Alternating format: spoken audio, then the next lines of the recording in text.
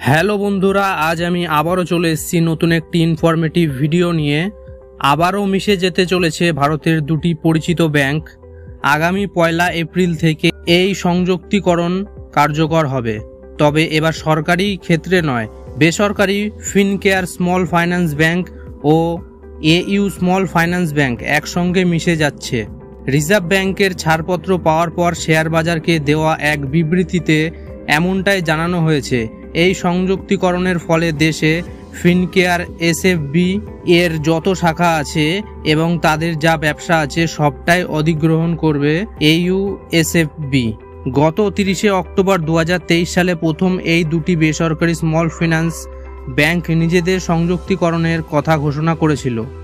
সেই সময় জানানো হয়েছিল শেয়ার হোল্ডারদের সম্মতি পাওয়ার পর এই বিষয়ে রিজার্ভ ব্যাংক ও প্রতিযোগিতা নিয়ন্ত্রক কমিশনের কাছে আবেদন জানানো হবে। ছাড়পত্র এলেই দ্রুত সংযুক্তিকরণের পদক্ষেপ নেওয়া হবে। গত 23 জানুয়ারি এই সংক্রান্ত সর্বশেষ ছাড়পত্র চলে আসে দুই পক্ষের হাতে।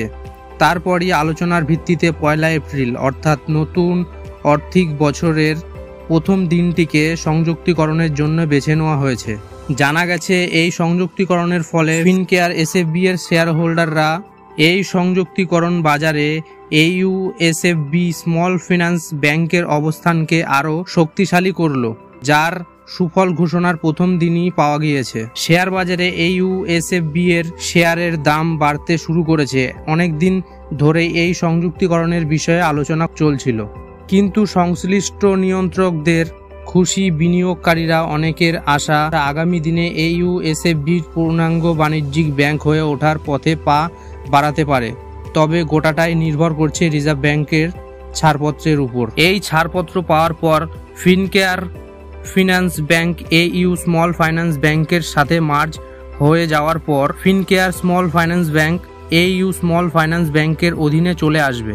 আপনার যদি ফিনকেয়ার ব্যাংকে কোনো অ্যাকাউন্ট থেকে থাকে তবে কোনো রকম চিন্তার কারণ নেই। আপনারা AU স্মল ফাইন্যান্স ব্যাংকের ব্রাঞ্চ থেকে নতুন পাসবুক, চেকবুক এবং ATM পেয়ে যাবেন এবং আপনার ফিনকেয়ার ব্যাংকে থাকা ব্যালেন্স সেটা আপনার AU স্মল ফাইন্যান্স ব্যাংকের অ্যাকাউন্টে ট্রান্সফার হয়ে যাবে।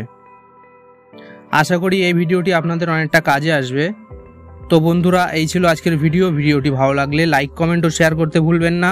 আর আপনি যদি এই চ্যানেলে নতুন হয়ে থাকেন তবে চ্যানেলটিকে সাবস্ক্রাইব করে পাশে থাকা বেল আইকনটি প্রেস করতে ভুলবেন না।